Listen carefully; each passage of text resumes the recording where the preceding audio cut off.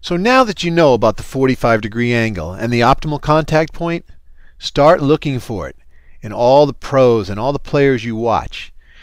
And you'll see it. You'll find that every top player lines the body up first to the 45 and makes contact right there at the 45-degree angle. And as the racket can't stretch further, it just vanishes. The stroke just vanishes. Doesn't matter if it's a serve or a drop shot. Every stroke is lined up at the 45.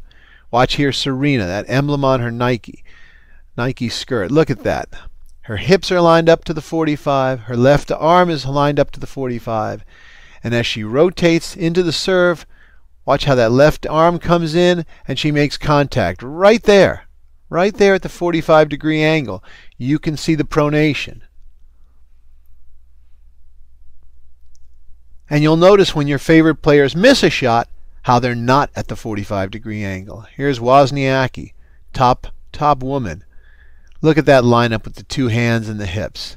Lines it up, sees her stroke. Now she's going to stretch deep, way out into the 45, till she can't go any further. And then, once again, the stroke just vanishes. There's no real follow-through. It's more of a vanishing act. Here's the two-hander. One of my boys. Now the hips come through. Look where that racket's flying, right to us. And that camera is poised at the 45-degree angle. It'll give you a much greater appreciation when you watch the pros on TV, when you really know what they're doing, geometrically speaking. And here's another one. Look how he's running at the 45. See his hips? They're still lined up. Now he goes into the backswing, but when he makes contact, he gets right back there at the 45. See that? One of my favorite players here.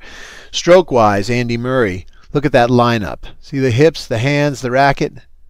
Very little movement with this guy. Very little rotation back, rotation forward, but then a contact. There it is again. Left hand struggling to keep him in the 45, eyes on the ball. And then the follow-through just disappears. When you can no longer stretch into the 45, your finish just ends. Sort of fades away. Djokovic, every great player. There isn't a great player alive that doesn't have this as a fundamental law. Staying at the 45. Of course, my favorite player, Roger. See how that left hand's keeping that racket close to the 45-degree angle? And then when he hits, let's take a look. Perfect. Left hand holding him there.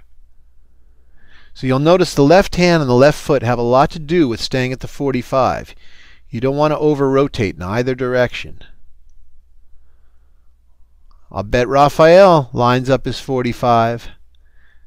Now let's see where his racket goes at contact.